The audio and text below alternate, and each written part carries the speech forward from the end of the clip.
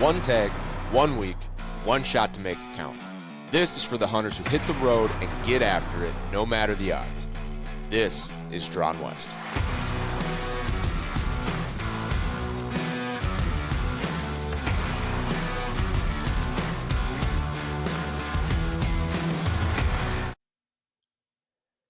Hey folks, thank you for listening to the Drawn West podcast. Welcome to the Drawn West podcast. I'm your host, Brian Krebs, and if you're listening to this podcast, you likely heard or have been following the Western Rookie podcast for a number of years, and this is our new show.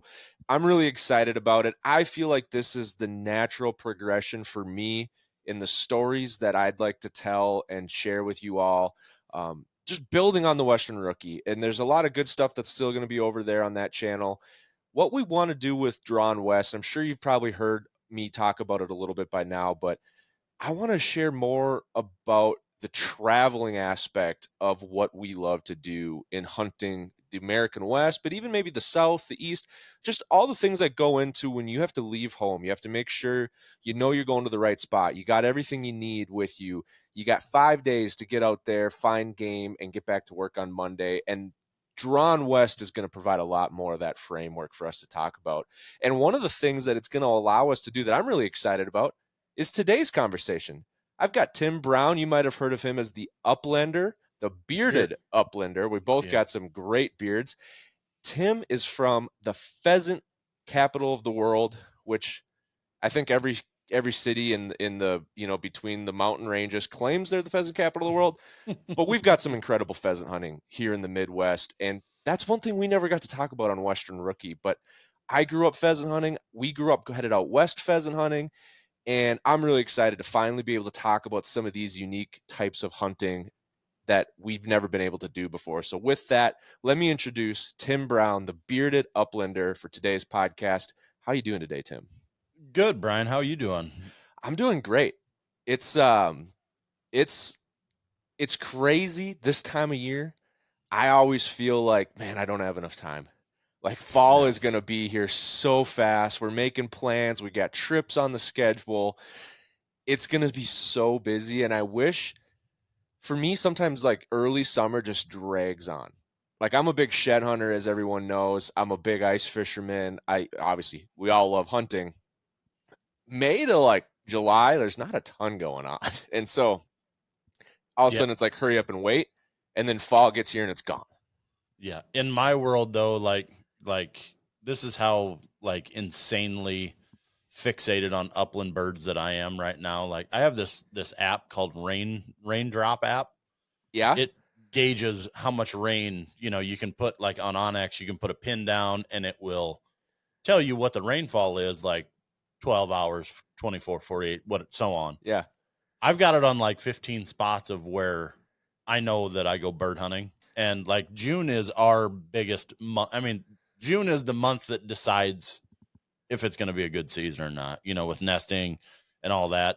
June is the month that matters more than any other month in the whole year for upland birds. Yeah. So my face is on the radar. I mean, it's on that app. It's on just everything, like seeing what the temperature is. And, everything revolves around making sure June is phenomenal. And in a lot of places this year, June so far is phenomenal. So yeah, here in Minnesota, we've been getting an alarming amount of rain. I'm like, all right, that's enough. Because we have 40 acres of wetlands that if we get too much rain, then I can't get on it with my tractor and do all the habitat projects that I'd like. But yeah, back in our hometown, we've got 2 farms, and half of the one farm is deer hunting. Well, it's pretty much a deer hunting farm, but there's a lot of good pheasant habitat. We've got a couple different like micro climates of like upland CRP grasses with maybe some rows of cedar trees and some food plots we planted right next to some willows, some very mature, thick willows that we kind of don't pheasant hunt until after deer season. And sometimes we need it to freeze. We got some cattails in that as well. So we got like a couple different places. The other farm is primarily been a pheasant farm for the first 30 years. Sure. And then we started jumping a lot of big bucks, and we're like, we should probably deer hunt this farm too. And so now we deer hunt it as well. But it's all CRP and cattail, little like old egg dig outs that were for drainage and some ditches, but it's probably Yep. 70 acres of CRP and pheasant habitat. Oh, nice. Yeah. It's crazy too. Like, you've seen a big shift in the whitetail community of, it always used to be like cedars were the number one, at least in Iowa, cedars are always been the number one. Like, this is what we need. This is what we need. And it kind of shows that like CRP is huge bedding cover for deer, Yeah. like huge. And I mean, in Iowa it is anyway. And it's like, okay, there's now the shift is going back to let's plant native grasses and switch grass, and let's get a bedding area like that on, on ground that's not, timber already. Right. Yeah. So you can see that big shift going in it. And I just love it because that's good for quail. That's good for pheasants. It's all beneficial for everything, to be honest with you. Yeah. No, you're right. You're right on the money there. It's funny because this saying was developed for sage grouse and cattle, but the saying is what's good for the bird is good for the herd. And it applies for almost everything. It applies for pheasants and whitetails, sage grouse and mule deer, sage grouse and antelope. I mean, it really is what's good for the bird is good for the herd. Now, don't get me wrong. If you're in eastern Iowa, southeast Iowa, bluff country with wooded draws and immaculate food plots, that's also solid. But some of the best pheasants population and shed hunting I've ever had was in the middle of nowhere, South Dakota, with not a tree in sight. And I've found 20 antlers in a day. Yeah. The crazy thing is, like, you can see the sheds up above here. My nephew pretty much finds all these. Every state that I go to and I hunt in, I've found a shed. Almost every year, I'll find a new shed in a different state. Like Montana was the only one I hadn't found one in it. And this year I stepped on the damn thing and I found it when I was out there this last year. Yeah. So like I find more sheds during pheasant season and upland season than I ever have finding them shed hunting. Well, you're probably hunting the perfect spots. I mean, especially the farther west you go, in my experience, upland bird hunting really becomes, you're hunting edges of where there's not row crop production, right? A draw that's got good grass or brush in it, some steeper country. Well, guess where the deer want to go hide? They're not going to go be in the cornfield. They're going to eat there, but they're going to bed. And so you're rocking right through that stuff. And do your dogs ever find them or pick them up? They actually this year in North Dakota, there was a deadhead that we found that I thought it was like a rib cage, and my youngest dog went over there and started sniffing it, and I was like, "No, get away from it," because I figured there was something next to it he was going to roll in. You know what I mean? They're done that. Yep. But he found it. I mean, it was a really nice mule deer deadhead. Wow. It was 4-point on one side. It was a nice one. That's awesome. And he was at Pheasant Fest. He was on the booth that I made. There was like an old tin. Yeah. We had like an old tin awning on the front of it, and we had it laying up there on its side, and had it like how they have it where you just throw it up on the roof to let it like bleach out, decompose out, bleach out, and that's kind of what it looked like. And heck, we had more people saying that was awesome. All the deer head guys were going crazy, but that's funny. I don't even hunt them, man. I don't even hunt deer. Just birds. No, just birds. My brother and nephew, they are diehard down. They live in southern Iowa, and they're diehard deer hunters. But I just this whole bird hunting thing has like taken over my life completely. So that's all I do. Hey, I've always said, you don't have to share my passion, but I hope everyone has a passion as strong as mine is to me. You know what I mean? Like for me, it's when I see a giant buck on land that we've put sweat and blood and money into the ground to grow. That's what gets me. Or an elk bugling when you've worked your tail off all week to get in and he's at 20 yards.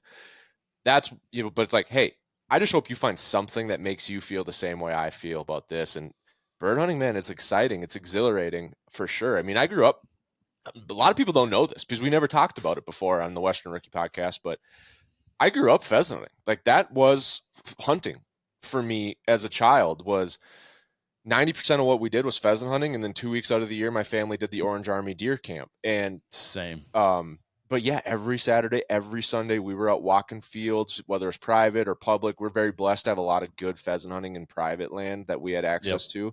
And but that was hunting. And then my dad would let me carry a BB gun. And then it was, hey, practice us with, not shoot, but practice getting up with the BB gun. And Yep. then on my I can't remember I think it was my 12th birthday when I was legal. He said, hey, we can go squirrel hunting or we can go pheasant hunting because my birthday's in December. And I was like, let's go pheasant hunting. I've been shooting squirrels Right. off the deck with my BB gun my whole life. I want to go shoot a Right. rooster. And I had that old 20 gauge single shot break action, terrible gun. And sure enough, I stepped on a rooster. He got up, I crapped myself, and then I composed myself and made the world's luckiest shot. There's no skill involved in whatsoever. And I got my first bird, and that was life growing up. And I remember so many awesome trips from when I was 5 to 14 heading out west, the Dakotas, Montana. I don't think I was ever on a South Dakota trip or an Iowa trip, but man, were those some good times and some great road trips. Yeah, we it was the same thing. It was the Orange Army during deer season, and then shotgun wise down in Iowa, and then it was bird season. But I grew up in the boom, like the huge boom of the CRP boom. I mean, I was growing up right when Iowa was rivaling South Dakota for numbers. Yeah. Like it was like a battle between the two states, and God, it was so good. I could take you when I killed my first bird. I was 12 years old. I could take you to probably within 5 feet of where I shot that bird. Still to this day, and it's still a good family friend's farm, but the CRP got taken out, and it's just all crop ground now. But there's a draw that went down, and that's all we did. And we had bird dogs. My brothers had a lot of short hairs, and a wire hair, and then when I got old, or when I, become an adult and I moved out of the house, I got my own bird dog, which would have been 2007. I got my first bird dog, which was Gus. Nice. And that dog, changed everything. I wouldn't be here if it wasn't for him. So yeah, that dog was the dog that changed everything and started this whole thing that I got going on. So, hey, I feel it. Grizz was the same way. First dog I got when I got my own place finally out of college, and then he became a shed dog, and the rest is history, really. I mean, I got on my first podcasting because of shed hunting with him. Yep. That got me into become good friends with that host, and now he helped me get into podcasting years ago, and the rest is history, as they say. Right. So what I'm curious is, you mentioned a little bit ago I have a weather app and a rain gauge here at the farm. You're tracking a wide area of rainfalls, and I'm assuming that's for a number of things, but your grass growth. I want to see grass. I want to see nesting cover. I want to see lots of bugs. Obviously, bugs rely on the ecosystem that relies on water. Good hatch numbers, good hide. I think that's another big one. Not just did they hatch, but did they get predated? Did they make it? Did they get to adulthood? Are you changing your plans for fall based on what you're seeing? Like, hey, North Dakota's going through a massive drought, for example. It's not, but if it was, you're like, hey, I think we're going to move the North Dakota trip and we're going to go somewhere else that's getting a ton of rainfall instead. Absolutely. I mean, there's certain pockets that and it's different too for each bird species, right? Okay. So you've got sharptails and prairie chickens that are, everything needs water when they're young, right? Everything needs the water to grow the bugs. And that's the main thing, is the bugs is what it keys on. But so we don't really set anything in stone until about August, when we know, okay, they made it through. There was no hailstorms in the places that we like to go. Yeah. There's been no big events of any kind, and it's looking good. I mean, you can't guarantee anything, but if I do my own road counts in South Dakota and Iowa, I drive around and count birds like they do the roadside counts in Iowa. Mm-hmm. I'll go do all those myself, and then that gives me a really good gauge in early August what is on the landscape here. So then you go to Arizona, and Arizona depends on the monsoons, and that's all it depends on. If it's not good monsoons, there's not going to be enough cover. The birds are going to be real scarce. I mean, that's a 22-hour drive, 23-hour drive. Yeah. So you like, if you're going to make a trip like that, you don't want to, you want to at least give yourself every advantage that you can do. Same with Nevada, Idaho, Montana's. I mean, Montana's so big that you can find a spot. Yeah. You know what I mean? There's some place in Montana that's going to be good. Yeah. There's some place in Montana that's going to be really good. That's so hearing you talk about the states is like, holy cow. Like you got a wide net. I was like, I've hunted, North Dakota and Montana and Minnesota before. You're like, yeah, Idaho and then Arizona. And how in an average year, we've all had boom years where you go on every hunt under the sun, and we've had, drought years where it's like, hey, we're buying a house or I got a family start. Like I can't do as much this year. What does an average year look like for you? Obviously, as much hunting locally probably as you can fit in after work or on the weekends. But how many of these like out of town bird trips are you doing a year? So I'll make a trip to Montana and North Dakota. Montana, I'll make one trip. North Dakota is one or two. Western South Dakota, my favorite bird to hunt is prairie chicken. I will go out there to the grasslands where they're at 2 times a year, if not a couple more. You're like everybody's best hunting buddy, because I've never met someone that says, I live for the prairie chicken. Dude, if you've never, my really good friend Steve Olenschlager, who's a photographer, does amazing pictures. I mean, pretty much all the pictures that I have of me on my social media, he's taken them, and he raises prairie chickens at his place in Minnesota. He's got the largest captive prairie chicken flock in the world. Wow. So he raises them and sells them to like universities. They're doing studies on his birds, Yeah. But they've got so much attitude, and they've got those freaking pin feathers that stick straight up. Like, he sent me videos of a male prairie chicken just beating the hell out of a pheasant. Just beating the hell out of it. Really? When they need to get aggressive, they'll get, and I mean, it's half the size of a rooster pheasant, but they're hard to hunt when it gets later. It's a challenge. And honestly, the ground is so big and vast out there. You've been out there. It's just gigantic. And you just walk and try to find them.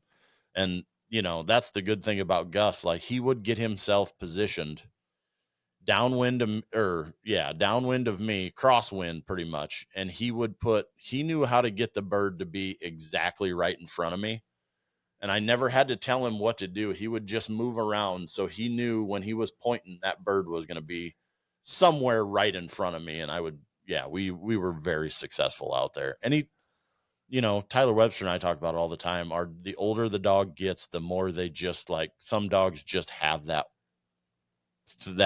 variable that they know exactly what they need to do. Oh, you can see them get out of the truck, and they can just look at the piece of cover, and they're like, yep, there's going to be one there. There's going to be one there. And they just work it.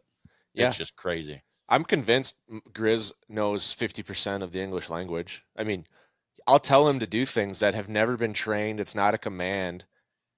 And he just does. Like when we're cooking, I'm like, hey, buddy, get out of the kitchen. Yeah. And he just walks to the edge of the kitchen and sits down. Yep. It's like, that's not a command that anybody's, we have place.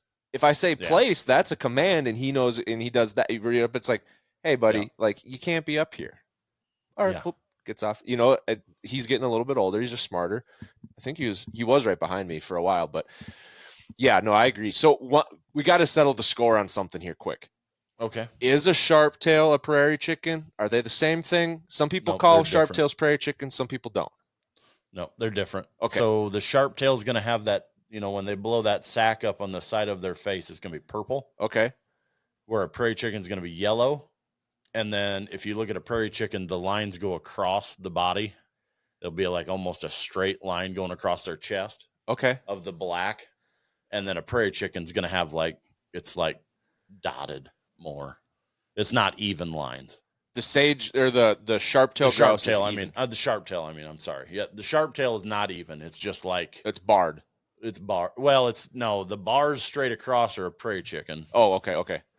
And then the other ones they're broken. The sharptail's broken up Gotcha. hard So across there. do they both have the furry legs, the white Yep. furry legs? Yep. They both Oh, have the fuzzy feet, and a sharptail will giggle. I mean, they'll giggle at you when they get up. I've heard that. Okay. Sound like. Yeah. So Those are Sharpies. I'm not now I know. So yellow instead of purple, and then the chickens are barred. Yep. And another thing is on sharptails, they have like legitimately the tail goes to a point. Okay. And with a prairie chicken, it's a straight fan, like a turkey fan. It's like pheasant versus turkey. Yeah, pretty much. Yeah. Pretty much. Yeah, that's kind of what it's not good. The sharptail's not going to have a long tail by any means, but it comes to a point to where the prairie chicken's like a half moon looking. Interesting. Fan. So I think the problem is everyone's like, oh, look at that prairie chicken. You're like, no, it's a sharptail. And they're like, no, it's a prairie chicken. Look at the feet. It's got the fur on the feet. I'm like, yeah, so does sharptail. Like that's that's the only thing most people know about either one of them. Yeah. Yeah. All the grouse are going to have fur on their feet. So is a prairie chicken a species of grouse? Is it a subspecies of grouse? Yep. Okay. So you got the lesser and you got the greater, which the lesser's down like in Kansas and part of there's a small thing in Texas, and I think there's a smaller patch in New Mexico. I'm not 100% sure, but okay, like those are endangered, so you can't shoot those. So anything south of I-70 in Kansas, you can't shoot grouse. It doesn't matter if it's a prairie chicken or a sharptail, a lesser or a greater. You can't really tell the difference. So you have to stay above I-70 because that's kind of the cutoff. Gotcha. In Kansas. Gotcha. But yeah, I go to Kansas too to hunt quail and. Okay, so we were talking trips. So you said Dakota's a couple times, Montana usually every year. Yep. Then this year, hopefully we can do a Nevada and an Arizona. I'm not 100% sure on either of those are guarantees or anything. We'll do Kansas. We'll do Nebraska, Minnesota. And these are all different trips. Yeah. Like you're not doing like a round robin. Montana and one of the trips to North Dakota will be like a together. That's okay. Yep. So you're on the road all October and November and December. October is so screwed. Like if there was anything that somebody wanted me to do in October, like everybody that knows me is like, no, forget it. He ain't gonna be able to do anything in October and most of November. Just forget it. I mean, don't plan anything during the weekend because I'm not going to be around. You know what I mean? Yeah. Like it's not happening. Yeah. So I would assume like some of these are like long weekends, but like the big trips are like a week. Like you're not going to Montana for a long weekend. I'm at that's actually from the 1st to like the 14th. Yeah. I'll be there for 2 weeks, but we're going to actually hunt. I mean, we're hunting sandhill cranes. Yeah. We're going to hunt ducks and geese if they're there. And then pheasants and Sharpies and Huns is what we do. I mean, it's my buddy Steve calls it Hunttober. Yeah. And it's legit, Yeah. Well, the nice thing about the upland, maybe not so much the cranes and the waterfall, is it's like type 1 fun the whole time. You don't have to be out there 2 hours before daybreak getting decoys out or climbing this ridge. The game is out all day, so it's like, yeah, the mornings seem to be pretty good and the evenings seem to be pretty good, but you can get on birds all day long. And so it's not like this huge push to do everything in the morning or the evening. You get the middle of the day. It's type 1 fun. None of it's challenging. I mean, just going for a walk with the shotgun and there's like, you shoot one. It's like, you don't have to quarter a moose and you put it in your pocket and keep walking. And so it's definitely a calorie deficient hunt. There's no doubt about it. Like you're not going to kill enough birds to feed you, like sustain your, right. You're probably lucky if you actually get some of them home, maybe not October, but you go for a weekend, like you're probably cooking them. And then it's like, yeah, we didn't actually bring any home because we ate them. Yeah. They're so delicious. Yeah. Yeah. Well, that's the thing too. Like we hunt enough pheasants at home that I'll be able to keep that's the thing. Like when we go up to North Dakota and Montana, I'll try to keep my possession limit for pheasants. Yeah. Because I can bring them home and put them in the freezer and that counts as my possession limit for that state, right? Add to your freezer. your freezer supply. Yeah. So, I mean, I literally have enough to eat for the whole year because I just ration it out a little bit, but it's like, you just kind of keep what you can. But like cranes, dude, I'm telling you, I will keep. We ate them all last year. The whole time we were there, we had crane almost every single night, and then I brought 9 home. It's the best piece. It's the best piece of meat out there. I've had a crane one time. We shot him in Oklahoma, and we cooked him up, and the cook was, I could do better. Yeah. But they were still delicious. Don't get me wrong. Yeah. I think cranes need a revisit. I mean, I don't know where you live, but here in Minnesota, we have a crane issue. There's hundreds and hundreds of cranes in people's fields all summer long. I mean, and they're raising babies. They're raising babies. They don't have predators. I mean, imagine the fox. It's like, yeah, I want to go tango with those 2 cranes with the samurai swords on their heads. It's so, to not be able to hunt them here in Minnesota, it's like, what are we doing, guys? Like, they are causing thousands of dollars of damage. Mm-hmm. So, and they're delicious. It's like there's not but you got it. Everybody gets in their head that it's oh my gosh, if they hunt cranes, they're going to shoot a whooping crane. I've hunted up there for 6 years and I've never seen one. Yeah, I've never seen a whooping absolutely crane. Love to see a whooping crane. And they're white. It would make what the young ones aren't, but the white patch on their red patch on their face is.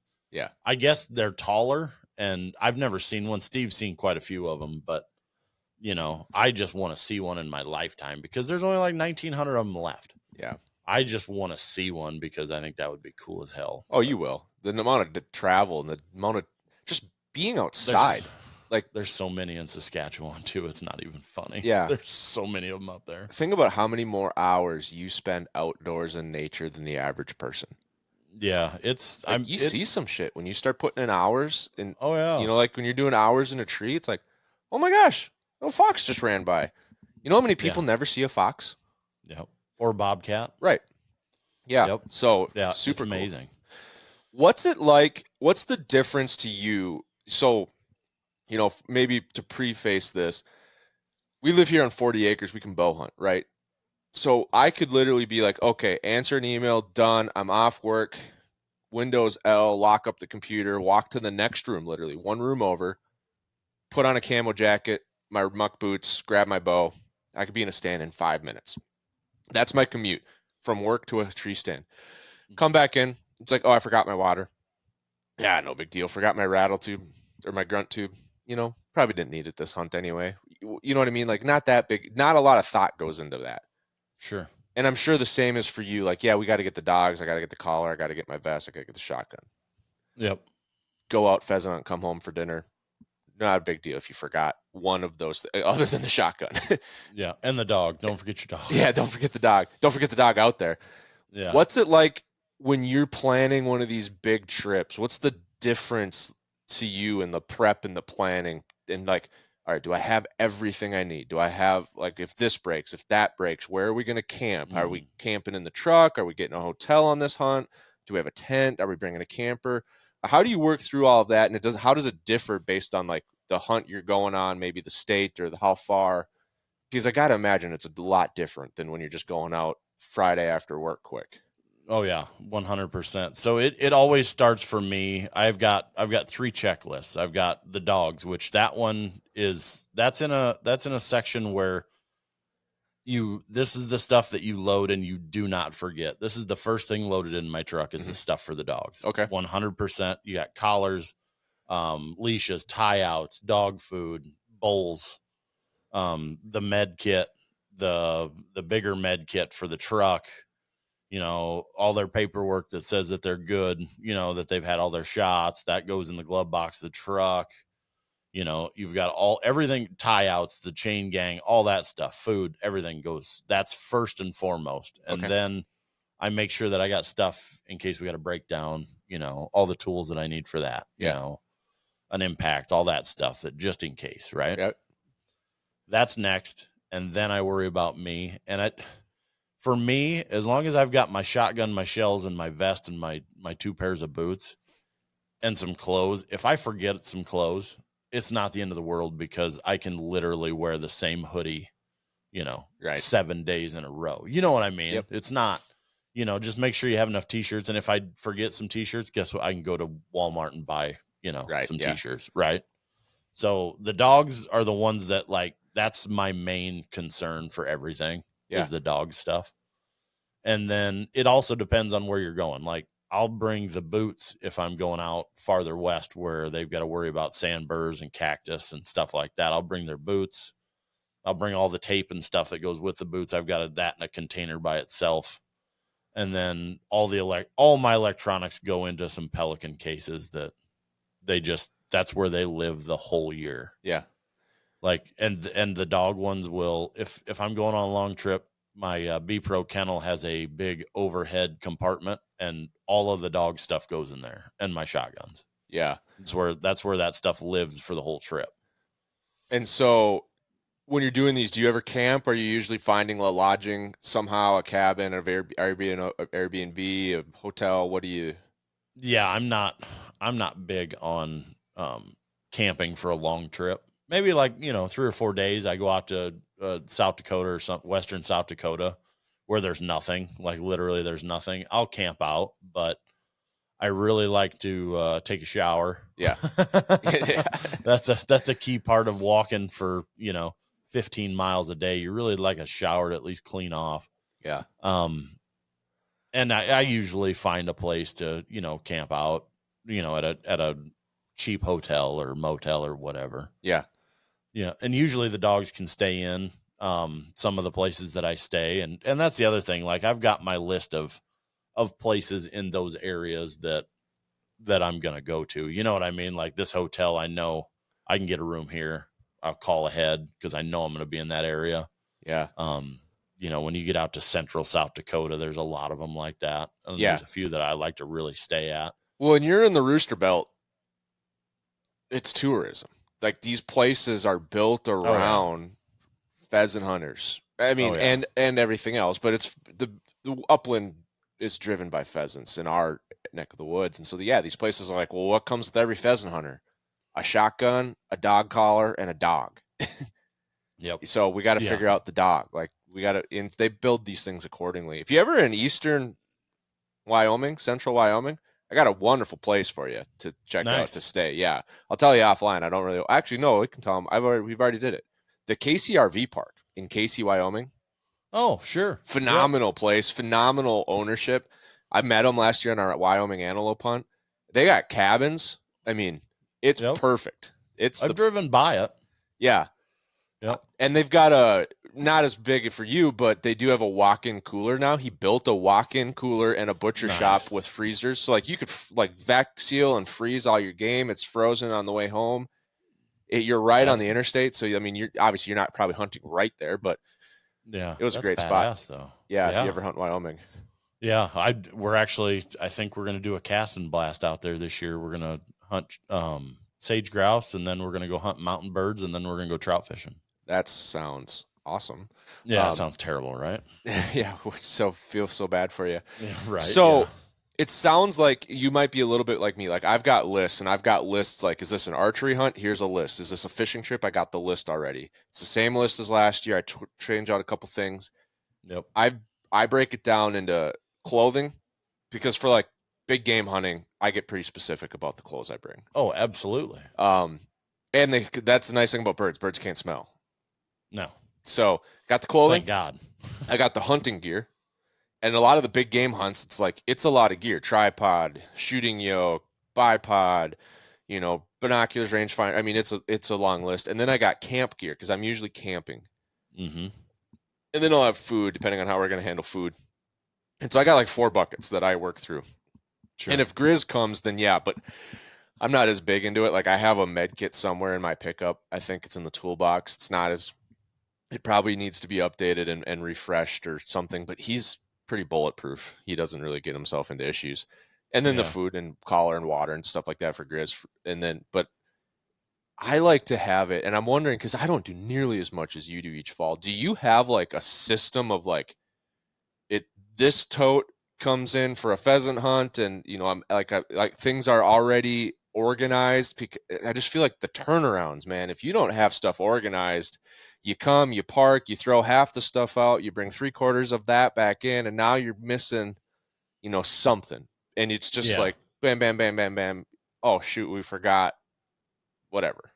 Sure. Yeah. No, see, like my dog tote is the dog tote, Mhm. and that goes. I mean, the only thing that I might not bring are the boots, Yeah. which the boots are. I mean, they're clumsy and they take up a lot of room. And if I'm not going anywhere where I've got to worry about that stuff, I'm not bringing them. Right.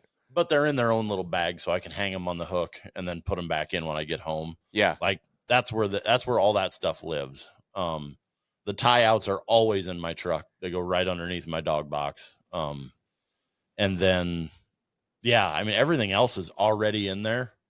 So like the only thing that like gets taken out that I have to worry about forgetting stuff is the electronics case for my GoPros and for the collars. Yeah. I just have to make sure that everything is back in that case because, the chargers and, Oh, dude. then Yeah. you've got, I've got 95 batteries, I swear to God, for my GoPros and, cards and, my computer bag that's got the card or that's got the hard drives in it to, download all that stuff off of there to put on the hard drive, Yeah. and I mean, I feel probably this year was over a terabyte worth of video that I've got just from GoPros. That's crazy. I've been I think podcasting I for hunted. 3 years and I just hit a terabyte Yeah, of I think content. I hunted. I think I hunted like 116 days this last year. That's awesome. Yeah, yeah.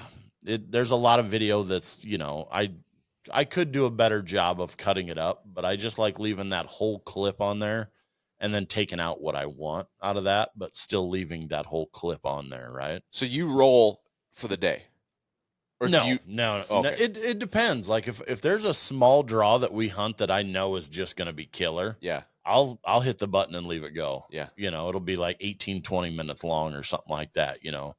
That's like, some of these states that we hunt, like Iowa and even like Southwest Minnesota and some in South Dakota, like it's shorter stuff and it's draws and Yeah. you just really never know when a bird's going to come up for the most part. So, and it's only like a 20-minute walk, 30-minute walk. Just click it and let it go. And if there's nothing on it, you can just delete it. Yeah. If there's nothing cool, and even like the cool stuff that happens, I'll remember that on that clip and I'll edit it that night. I'll put a pin on that, chunk of I'll trim a chunk of that off and save it to the hard drive. Yeah. Yeah. That's really cool. No, I was just curious because you do it as much as you do. You find what works and what doesn't Oh yeah. work, and like the dog box. It sounds like it's like, hey, in order to make sure this is the highest priority thing to me, keeping the dogs safe and healthy, we have to always put this stuff back in the tote when we're done, like every day before we break camp and go out. Everything, all the tie outs come back to where they belong under the box. Yep. That seems like it's just like the system that works for you. Have you stumbled across some things along your journey that, like, maybe the casual or the semi avid bird hunter probably hasn't run into yet, or it hasn't been as big of a headache for them yet that they haven't like fixed that issue? So, for example, I know you got a dog box in your truck, kind of hard to run those with the topper, but a long time ago at a sports show, I saw a topper and they had this topper had a panel up in the top of it. You probably know Mm-hmm. what it is, but you hit the thing and you pull it down and then your shotgun Yep. and all your stuff's there. You put it away. No one knows it's there Yep. because you can't see it. And it's just like, hey, we do this a million times a day. I put it in there. It's locked. It's safe. I'm not taking a case and, fumbling with the zipper and then trying to stuff that under the seat. And there's too much, you know what I mean? Like Yep. stuff like that. Have you come across things like that for yourself that you're just like, man, this was the biggest headache. We did this other thing that no one else does, and it's amazing. That honestly, that's the kennel that I have. My buddy Ben Proctor out at B Pro Kennels in Utah. He made that the top of the kennel has got a flip open, latch, and all the way across it is completely open the whole top. So all of the dog stuff gets put in there. Mm. Like everything gets put up there and it's there all season. I don't touch it unless I've got the electronics I pull out, of course, because I got to charge it. Yeah. But that's in its own Pelican case. But everything for the dogs is up there. Also, if I can, I'll fit some ammo up there. I've toyed around with getting like a deck system box, a drawer Yeah. system, Yeah. Yeah. but because that would that would be like, that would make it very easy to pull that out, and my shotgun and all that stuff's in there, and it's lockable. I just haven't done it. So, Well, but heck, as much it's the as you do same it, kind Deck of thing. should send you one on a content deal. Hey, Decked, if you want to, bro, hit me up. I got a guy. I got a guy that can help you out. I don't know him, but I know a guy that knows Decked really well. Yeah. I'll let Yeah, you. they're cool, but it's also like, if you're running in the winter, I don't run a topper. So like, then I've got to clean all that off, to put my dog box. I'm just making excuses why I don't have one. You know what I mean? No, But the one thing that I've found more than anything are these little honey wafer. It's like honeycomb. Honey It's like the stingers? actual honeycomb. Yeah, kind of like that, but it's like the raw stuff. I found it at a I can't remember if it was a GNC or where I found it, but I buy a box of them, like a legit case of them. And that's what's in my pouch in case the dogs have, they get their blood sugar gets too low. How do you know? Oh, you'll know. They get really lethargic and they get really weird stumbling around. They don't need water. They need sugar. Fast carbs. Is that what happens when your dog, we've always just said your dog quit and they just start walking behind you? Young dogs sometimes. Is that different? Yeah, that's more of your dog's out of shape, or or the dog just doesn't want to.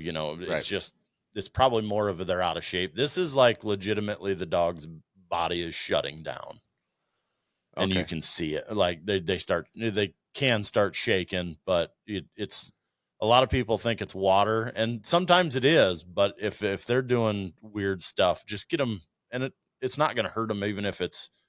Even if that's not the issue, it's not going to hurt them. No, it's just food. That honey. So do you offer them? The honey is just like instantly. Do you offer them either, just to make sure? Like, will the dog know if it needs water or if it needs the sugar? Oh yeah. So you just offer the dog. Will be like, are you thirsty? Are you hungry? Yeah, the dog will know if he needs water because he'll come to you. Or mine do anyway. I'm not saying anything about everybody else's dog. Yeah. But yeah, mine will. They'll come back to me when they're ready for a drink, and they'll be like, okay, I want a drink. Give me a drink. And then, but you can see the dog, like when they have a blood sugar issue. Okay. Yeah, they're shutting down. And heat exhaustion is another thing that you got to be very aware of. Yeah. So that one's scary. Yeah. I've got one of those cooling towels in my, it's not really cold, but you can cool it off and then put it in your vest. Or if you got some water, you can wet it down and it's cool enough that drape it on their stomach. Yeah, my brother had a dog that passed from heat exhaustion. They were playing fetch in the driveway, and he said it was like 5 fetches, and it wasn't even a hot day, and the dog just started acting weird, and he started hosing it off with a hose, and he brought it to the vet, and it was just like, he's like, sorry, like it's run its course, and this isn't gonna work out. Yeah, it sucks. And it was just he's like, this happens like 1 in a million, and there's no predictors of it. It's just. And it's like, I think of that. Like when someone comes over and wants to play fetch with Grizz in the yard, I'm like, all right, you get 5. And then I'm calling it. Like, it's a warm day. Yep. Grizz is a 95-pound lab. I mean, he's lean and tall. Like he wouldn't even make it into AKC because he's too tall. Sure. Yeah. He's a big dude. Like, I don't let kids, like, if it's warm out, there's no playing. I mean, there isn't. There's no playing with the dogs. Yeah, if you can pet the dog, you can lay on the ground with the dog, you can cuddle. Yeah. But like, we're not playing fetch for an hour today. This is not the day for it. Even in the lake, the guys are like, yeah, you can even think like you're fine. You're playing fetch in the lake. It's not good enough. No.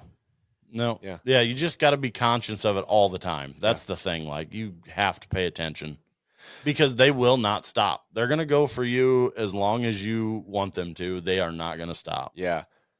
I would like a dog that is like 90% of that.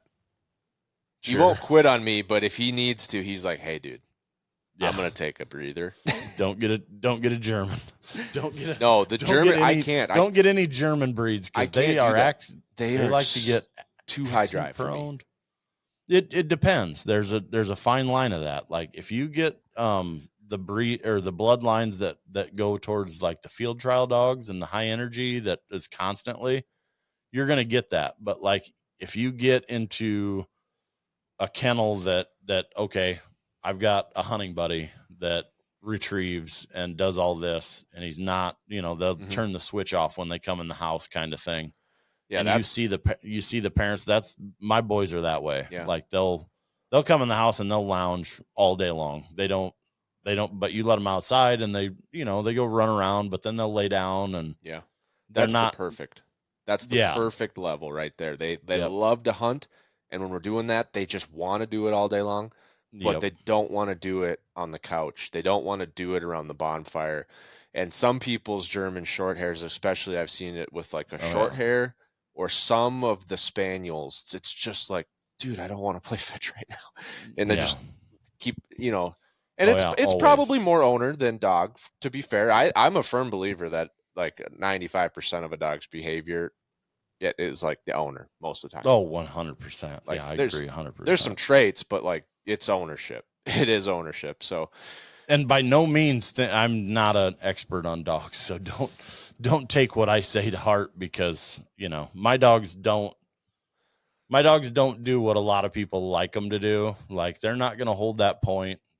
My dogs are point till it flushes, and then they can go. They break. There's a lot of people that don't like that. There's a lot of people that don't like people that don't like that are people that don't hunt until 9 a.m. because they think it's a gentleman's sport. I'm like, guys, we're out here to collect roosters. Like, I want my dog to be there when it lands, because if you've been a runner and that dog's 40 yards behind, good luck. I mean, everybody's got a story of a dog that pulls off a miracle, but it doesn't help if your dog's got a 40-yard, thing that they got to overcome. Yeah. Yeah. So like I said today on some stuff on social media, like my dogs, they point, they tell me where the bird's at, and they make sure that I'm within shooting range. That's all I want them to do. If they break, it's not the end of the world. I'm going to shoot at that rooster 100 times out of 100 times if that rooster flies within my shotgun range. And I don't care if a dog's on it. Oh, I saw that today. I saw that post. I didn't know that's what you meant. Oh my God, dude. That's the thing that I really don't care for. The hunter's mentality of a lot of hunters, and there's a lot of them that are older guys, and there's a lot of them that are younger guys now, that you have to do it this way. Yeah. You have to. No, the fuck I don't. Pardon my language. Exactly. I don't have to do anything that you want me to do, as long as I like it the way that I'm doing it, and I am doing everything legal.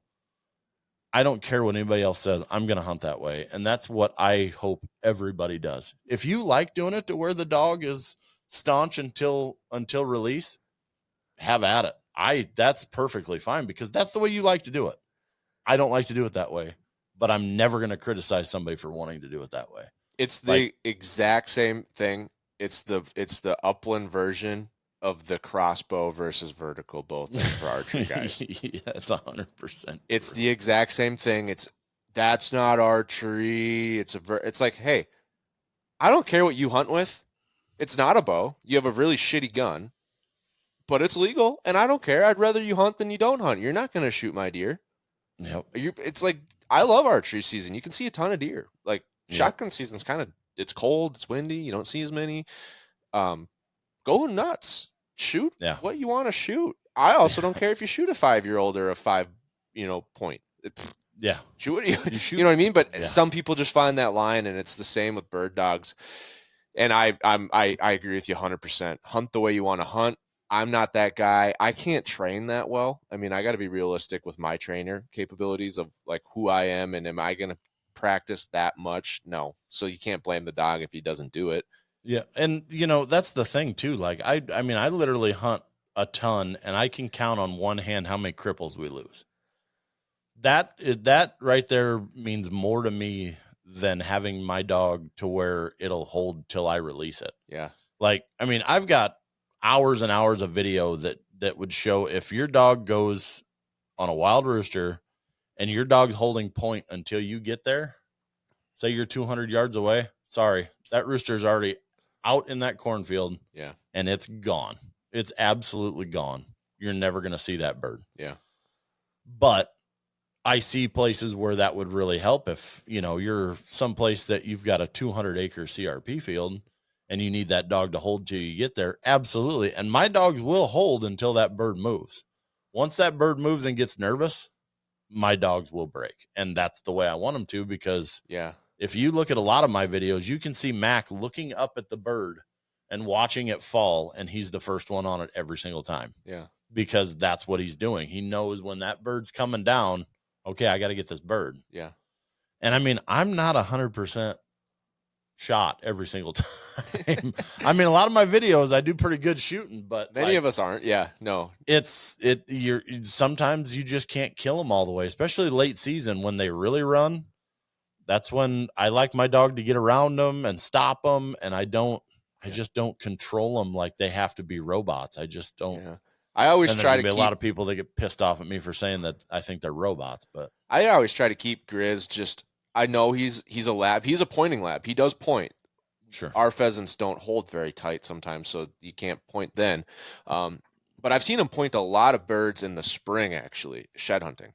It's kind of annoying because I'm like, hey man, we're trying to find antlers. Like, quit pointing all these roosters. But I just try to keep him in that hunting range. I know some people like their dogs to go out. It kind of comes back to almost like the English, Scottish, we're on horses, we let the dogs run, then they stop, and then we catch up and flush. Whatever. Again, doesn't matter to me. Unless you're hunting together, you kind of got to figure out like which one are we doing. But you naturally figure that out by who you like to hunt with, and you all hunt the same anyway. Yeah. But I know Grizz is most of the time going to bust him. He's a lab. Sure. And so I just try to keep him kind of within 30 yards, 20, 30 yards. And sometimes it works, sometimes it doesn't. We're all humans, and he's a dog. So, and that's just the way we hunt. That's the other thing too. Like there's all kinds of factors that go into this. You've got different types of cover. You've got a small crick line. You want your dog to stay close because more than likely they're going to run. Yeah. And you're going to get them at the end. That's kind of what you want to do. You don't want to bump them, 100 yards out and they start flying because your dog's down there and you're not close enough to it yet. Yeah. You've also got, God dang it. Oh, you also got the different kinds of birds, Oh yeah. Like my dogs hunt sharptails and prairie chickens completely different than they hunt pheasants. Completely different. You got to be a little more, you got to ease into it. You got to smell them from a bigger distance because they will flush early. That's just the older or the more and more your dog will do different species and know exactly what each species that you're hunting, the better the dog's going to be at not bumping birds and putting them in your face. I mean, you can train all day long in the pheasant fields. You can train all day long, but that first trip out to the grasslands, I don't care what anybody says, that dog's going to bump birds its first time. Yeah. It doesn't matter how well trained that dog is. He's going to be running along at Mach Jesus. And my dogs are guilty of it every single time. First day of the season we go out there, they're going to be running along Mach Jesus and they're going to slam on point, but it's too late because they're going. That's it's funny. just, they're excited. I'm 100%. I don't have anything that I got to run around out here. I can just go. I run around too when I see a big shed across the way, and then I trip and fall on my face in a snowdrift. Oh yeah. Yeah. There's different situations for everything, and everybody likes to judge people on a 10-second clip. And it's like, no, if you watch like the whole 20-minute hunt, it's completely different. Yeah. Like I've got that one video where it's foggy and you can hear me talking because all them birds were getting up. And everybody's like, well, you shut the fuck up. You'd be up on the birds, right? I'm like, dude, they were out in the open bean field. They already saw me. Yeah. It doesn't matter what I say. They're going to run and they're going to fly. Yeah. But they also didn't know that it's early season.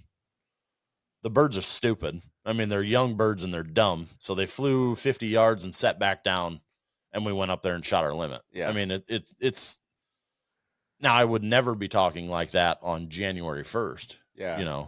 Because you just can't. But it's like, come on. If you guys are so-called pheasant hunters and you know what you're talking about, you would know exactly what I'm trying to say. But it's just, it's just haters online. You just don't pay attention to them. They help your algorithm. But yeah, dude, that's the only time when I see something going crazy, I will poke the bear a little bit, yeah, and I'll, just to get that sucker going again, and then, it's pretty comical. that's funny. So out of Yeah. all the places that you've chased birds, what are your favorite landscapes or hunts that you've been on, or maybe just like a trip itself? I know mine has been like there was a place we went to in North Dakota, and man, some of the stuff that happened that week, just incredible. I want to hear what yours are. I mean, I'm sure you got a million of them, but what are some of the ones that boil up to the top? There's a farm that I hunt in North Dakota with my buddy Steve that legitimately is the best place. I mean, I want to go there every single year. I want to hunt that field at least 2-3 times in that week, because it is as close to like 1700s that you could possibly get up there. It's still got it's a native prairie or it's a native pasture that's never been plowed. Nothing's ever happened to it, right? Yeah. And it just goes on forever. Like, it goes up into Canada. You can see across the border into Canada. It just keeps going. Like, it's the same thing all the way through there. And you're like, these birds have been here for thousands of years. And you're like, this is as close to being in the middle of nowhere as you possibly could get. I've been there. That's my favorite. That's my favorite hunt.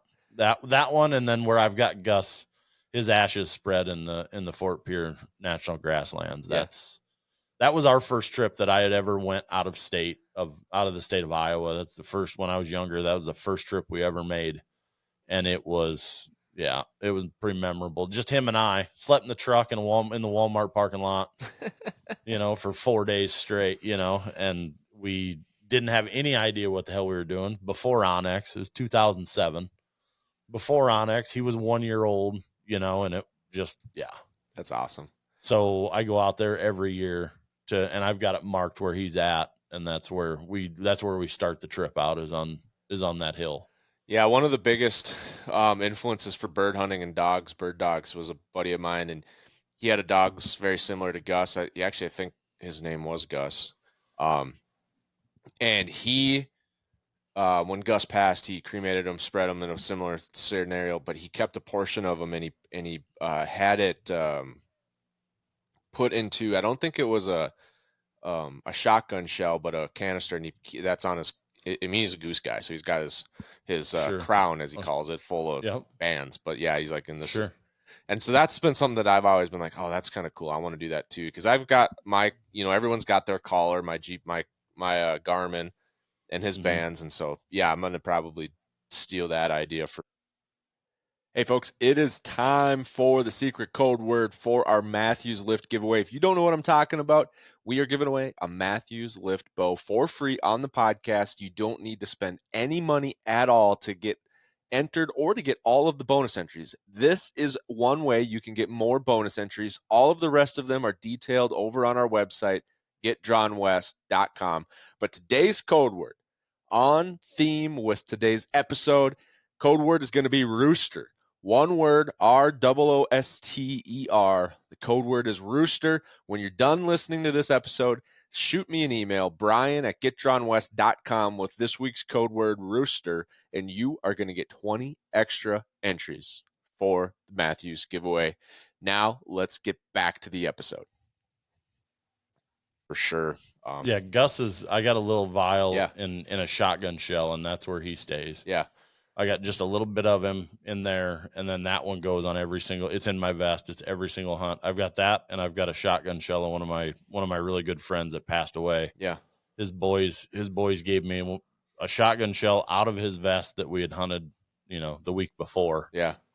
Super before cool. He passed away, had a heart attack, and his boys gave me a shell, and that one rides in the vest, and it doesn't. You got to make sure you don't accidentally grab that one in a flurry. Well, it's a 12 gauge shell, so I don't shoot 12 gauge. So there you go. We're good. Well, that's a good segue, because I was saving this for the very end. I figured if I led with this, you might just leave right off the bat. What's your opinion on the break action over under versus some redneck like myself that comes out with a 4 magazine semi-automatic You care? It sounds like, I'm guessing you don't because of the way you've handled other topics, but I know some people Nah. get kind of into it. I want to hear your opinion though. I've never hunted with an over and under. What's it I like? I love it. It's I mean, you only got 2 shots, which it's hard to shoot, a triple. Yeah. But it's hard to shoot a triple with a semi-auto. So, I've only heard of um, one in my life. It was my brother. I watched it, so I know it happened.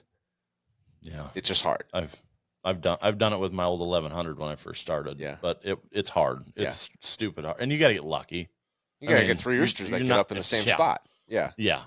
So, I love my over under. It's legitimately like 4 pounds, Yeah. and Wow. I can walk all day with it. All day with it. And there isn't a whole lot of things that can go wrong. Like, you know what I mean? Like a semi-auto's got a lot of moving parts. Yeah. A break open side by side or a over under doesn't have a ton of moving parts like a semi-auto does. I grew up with the semi-auto, and my dad Same. always made sure when I started, he only gave me one shell at a time. Yeah. And so I'd only get one. And then Yep. and so that helped me become a better shot. And I'm a decent shot. My brother's a phenomenal shot. He pheasant hunts. He's the president of our Pheasants Forever chapter and everything. But yeah, I did trap. I was a competitive trap shooter, and that helped a lot. But I don't know. There's something about me. I want to get back into pheasant hunting. It's been a while since I've done a lot of it, and I feel like I would want to. I mean, I don't know if I'd buy a gun just for it, but I've been starting to get really curious about switching to the over under from my Beretta. I mean, it's a little different. Yeah. I mean, I've got a Beretta over under that I shoot. It's a little different. Like you've got to figure out which. That's another big debate that everybody has. Do you shoot top barrel first or bottom barrel first? It just depends. Like there's years that I'll shoot the bottom barrel first, and there's years that I'll shoot the top barrel first. So so not every over under is the same, but I've got a selector. Yeah, it's got a selector switch on it. I can choose which top barrel. So one trigger, and it's trigger. Set almost like the safety. Yep. It's like this one's gonna go off first, and then that one. Yep. Because some have 2 triggers, trigger. Right? Yep. Yeah. Yep. Then you just pick which one you want to shoot.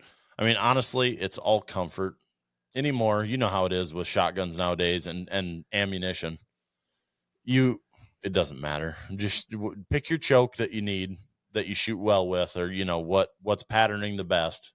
Shoot your shot, and just it's not that hard anymore. Do you shoot like 2 different chokes in your 2 different barrels?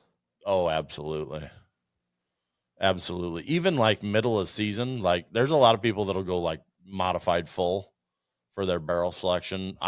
Early season, I'm going skeet and improved because they're usually closer. They're younger birds. They're it's just an easier shot, right? Well, then as the season goes along, like in South Dakota and Iowa, Thanksgiving comes, it gets colder. Yeah.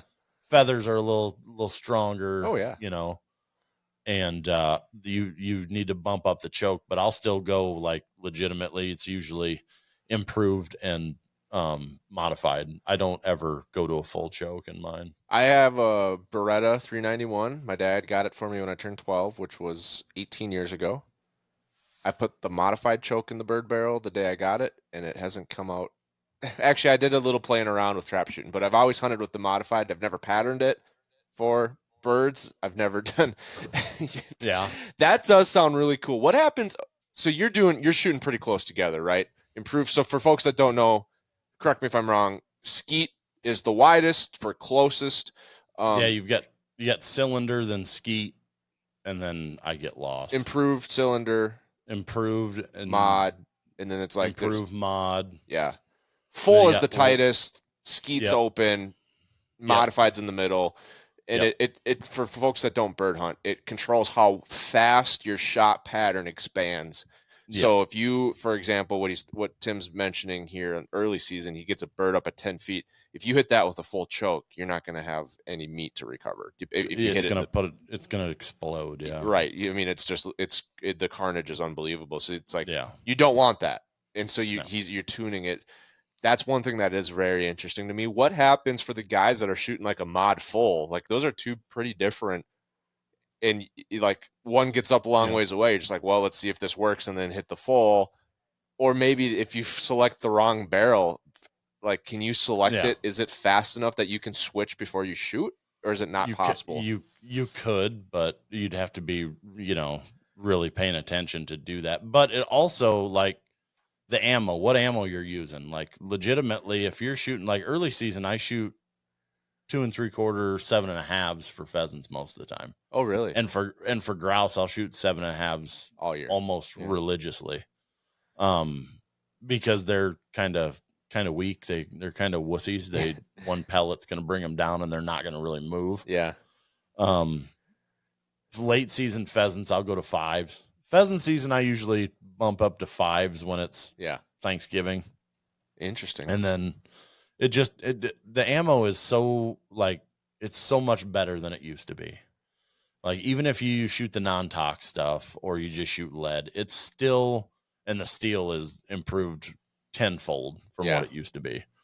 It's better to where you can be more forgiving.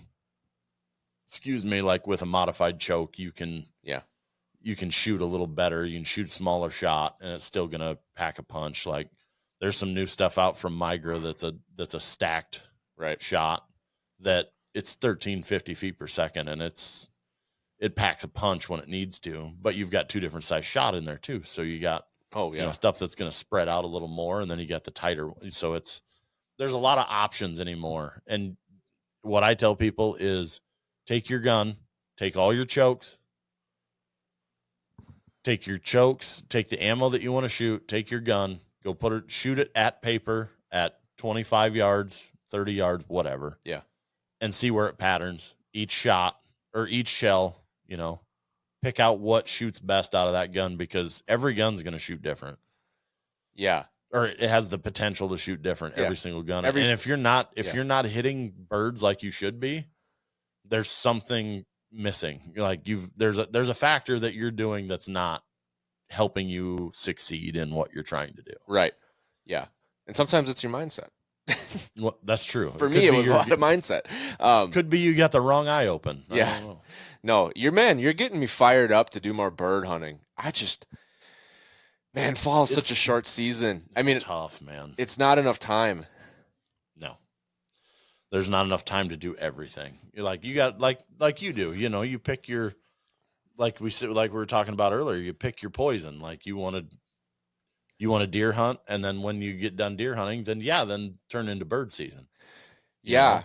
But the problem is, it's like, oh, I got done deer hunting. Now I want to go to the next state over and deer hunt. Yeah, right. No, that's the same thing I am with bird hunting. It's like, I could get a late season muzzleloader tag and, in Iowa or South Dakota, and let's go. Because the bad thing was, I used to do it. I used to do it a lot when the bird population went down. Yeah. And I lived down by Des Moines, and my brother lived a half hour away, and he's, giant deer on his property.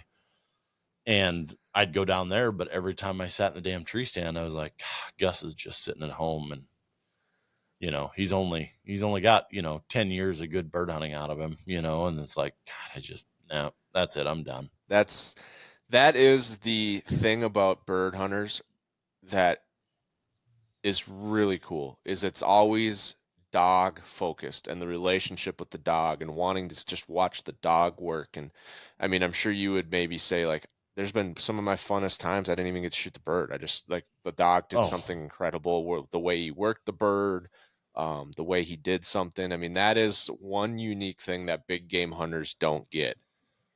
Absolutely. Yeah. Absolutely. I mean, it's not always like, it's about the dog, but it's about all of it together. Like, you're a team. Yeah. You know what I mean? Like, you and your dog are the best part of it is, like, Mac is now with me. And Gus was, like, when I was doing something, I never have to say anything to them. Right. Because they know exactly what they need to do to make sure that I'm successful, and I know exactly what I need to do to make sure that he's successful. Like, that's all he wants to do, is point that bird, me to shoot it, him go get it, bring it back to me. Yeah. That's all that he wants to do. And if you can, read your dog well enough and do all those things, that's the best thing in the world.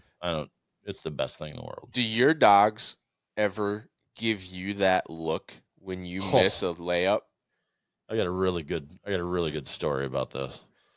So we're walking down a draw that's really deep ditch, really high embankment, and it's got really tall walls on it. It's like I don't know. They just cut.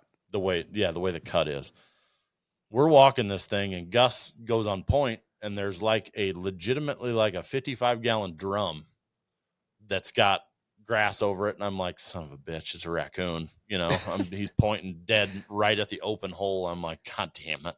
I'm yelling at him, get away from it. I was hoping it wasn't a skunk, so he gets sprayed. Or a porcupine. I hit it was in Iowa, so it wasn't gonna be a porcupine. But I'm hitting the tone button, and he's just rock solid, not moving. I'm like, God dang it. And he's a wire hair, so fur is part of it. You know what I mean? Yeah. Like fur's, he's still going to go after it, right? So I'm walking up there, and I'm just cussing him. Big old rooster flies out on the backside of that barrel, and I dumped both barrels, and I missed it. And he's just giving me the frickin' fifth degree, just yipping at me, barking at me, and everybody's just rolling because the dog, he's pissed. Like, hey, a-hole, I just pointed you that bird, and you've been yelling at me the whole damn time, and then you go and miss it. So it's that's my best story about the way that they look at you, dude. when you miss a lay. It's like they knew it was a layup too, and they just look back at you over their shoulder like, seriously, bro? Yeah. They look at you like, what's wrong with you? You don't usually miss those, It's like, come on. Then you go and pull one out of your ass. We had an old dog, Bandit was her name. She was a Brittany Spaniel, and she went on point, and it was me and my dad, and I wasn't even hunting. I was just a lad. And it was on our home farm, the farm that I actually just shot a nice buck off of, the pheasant farm that we turned into a deer farm as well. And it's late season, frozen over cattails, and we jumped the cattail like we always do, and whatever, birds flew, shot, and all of a sudden, after everything settles, Bandit is on point. And we're like, all right, whatever. And we walk over, and it's a clump of cattails. I kid you not, the size of a dinner plate or less. And it's nose to the wall, right? And it's snow around it. It's obvious if whatever she's pointing, she thinks is in this. And we just blew like 50 birds out of here. So there's scent everywhere. And my dad's like, there's a bird there. She's on point. And I'm like, there's nothing there, Dad. Like, we can see the whole thing. There's a bird there. And I'm like, Dad, there's nothing here. Let's go. Man, it's on point. There's a bird there. And I'm like, no, there's not. And I grab half and half, and I go like this and put my face in it, and a hen goes and hits me in the face, and I fall over backwards. And my dad was just rolling, and he was just laughing. Oh my gosh, he couldn't contain himself. Yeah, that's it. Their nose is way better than anything that we got. So if they think there's something there, her nose was better than my eyes. Yeah. I'm looking at it. It was like 3 minutes that we went back and forth. I kicked it a couple times. Sure. Nothing. Yeah, there's been quite a few like that here. Like if they won't leave that spot, it's like, okay, now we start digging. You guys get ready to shoot. Yeah. There's something in here. It might be a raccoon, Like this year, we were getting done walking a ditch and come around the actual road ditch along the fence, and both of my boys just spin and just bam, locked up hard. And I'm like, okay, here we go. This is one of the roosters that got out on us. Go up, and I kick, and I feel something hard, and I'm like, uh-oh. I said, it's either a bird or something we don't really want to mess with. And I got a good GoPro video of it, but it's pretty graphic, so I don't put that one out there. But I'm spinning around trying to find this thing, and in between my legs, this head comes out of the grass, and it's a big old boar coon. I bet 40-pounder. It comes out between my legs, and I get my gun, and I'm going like this, and I'm getting ready to shoot it, and the dogs come over, and Mac tackles it, and I'm just laying on the collar, getting him off of him. And he gets off of him, and I shoot that thing at maybe like a foot. Oh boy. So I'm like, oh my, this could have been bad. Yeah. Could have been a skunk. I'm like, God dang it. But yeah, there's something there. If they hold on that point, there's something, and it might not be something you really want them. No. To be point. We did one in a cattail, frozen cattail again. This time I was with the lab, and I can see the dog, and then I can see something in front of the dog, and they're all and it's just going like this. And I'm like, oh, there's a rooster here, or a pheasant. So I'm running after the cattails, and it's thick, and I'm like trying to crawl through these cattails, and none of us are moving that fast because of how thick the cattails are. But I can see the dog, and I can see the bird, and so we're chasing him and chasing him and chasing him, and now we get to the edge, and the edge gets really thick. Sometimes the edge of the cattail is the thickest part, and so I'm running, and now we're all within 5 feet. Like I'm trying to step on the dog's trying to step on it. We break through. It was a coyote the whole time. Oh yeah. And the coyote, once he got out, he took off. And we were both just like the dog and me, Liz, Leo.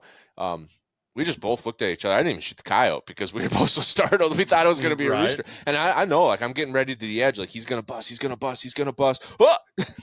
Yeah. Oh yeah.